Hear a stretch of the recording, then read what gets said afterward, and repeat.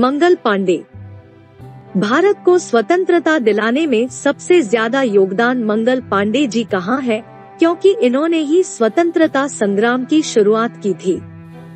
इनके द्वारा लगाए गए चिंगारी से ही ब्रिटिश शासन की जड़ें भारत में समाप्त होनी शुरू हो चुकी थी।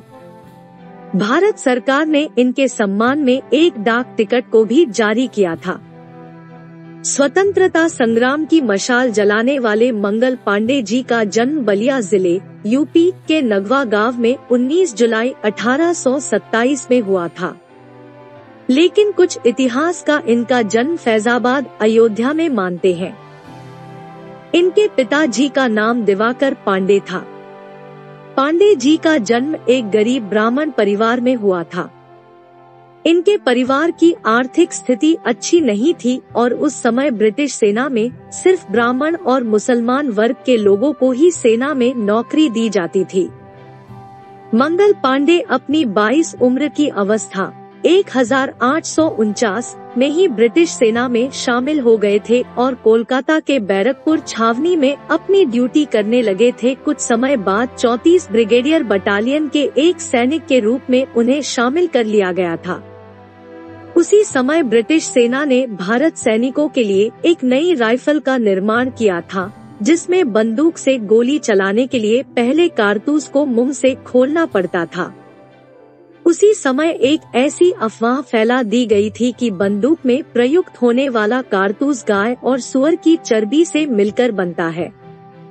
यह कारतूस हिंदू और मुसलमान दोनों धर्मों के लिए नापाक था। मंगल पांडे ने अपने साथी सैनिकों की बात पर भरोसा नहीं किया था।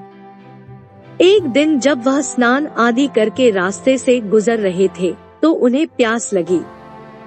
उन्होंने हलवाई की दुकान पर जाकर पानी पीना चाहा, तो इससे पहले ही एक छोटी जाति वाले ने पानी के मटके को छू लिया था। ऐसे में जब मंगल पांडे ने उस छोटी जाति वाले को मना किया तो उसने कहा कि जब आप बंदूक चलाते हैं तो वह भी तो गाय और सुअर की चर्बी से मिलकर बनी होती है।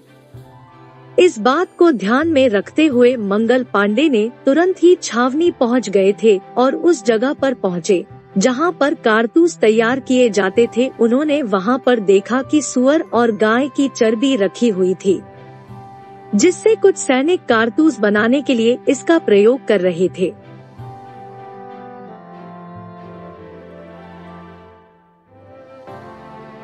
उस दृश्य को देखकर मंगल पांडे अचंभित रह गए थे।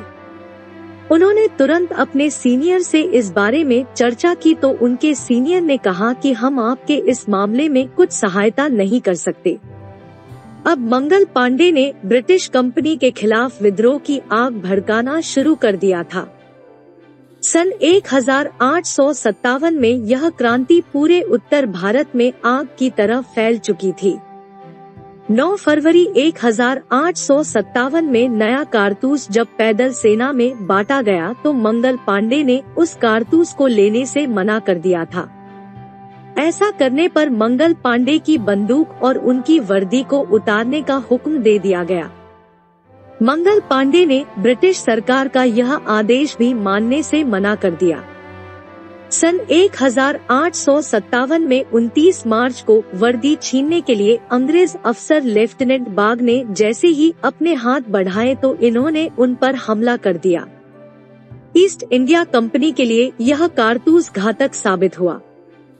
29 मार्च को ही मंगल पांडे ने छावनी से विद्रोह का बिगुल बजा दिया था।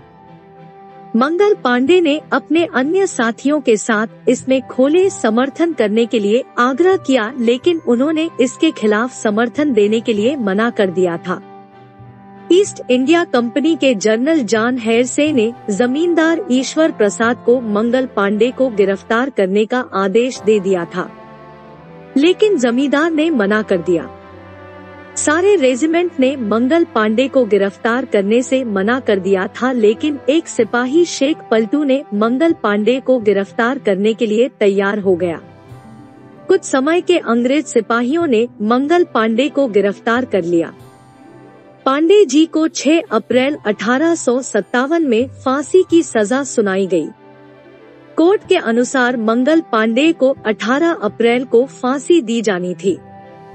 फांसी के फैसले से जनता में आक्रोश व्याप्त हो गया था। इसी को ध्यान में रखते हुए ब्रिटिश सरकार ने मंगल पांडे को 18 अप्रैल को फांसी न देते हुए 10 दिन पहले यानी कि 8 अप्रैल को ही फांसी पर लटका दिया था। मंगल पांडे जी की इस आदत की घटना पूरे भारत में फैल चुकी थी। जगह जगह पर अंग्रेज सरकार के खिलाफ विरोध प्रदर्शन शुरू हो चुके थे। जल्द ही अंग्रेज सरकार ने इस विद्रोह का दमन कर दिया था, लेकिन यह द्वारा अब भड़क चुकी थी। 1 महीने के बाद ही 10 मई सन 1857 में एक बार फिर उत्तर प्रदेश के मेरठ में एक बार फिर बगावत शुरू हो गई।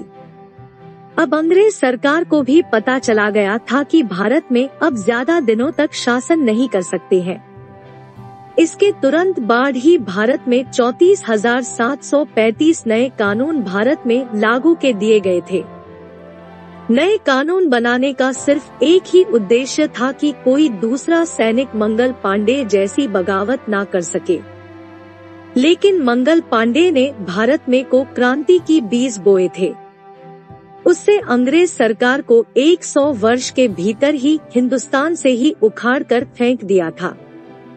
अब लोगों के मन में भी स्वतंत्रता की एक मिसाल चलने लगी थी। अब भारत में प्रत्येक जगह पर अंग्रेज सरकार के खिलाफ विरोध प्रदर्शन करना शुरू हो चुके थे।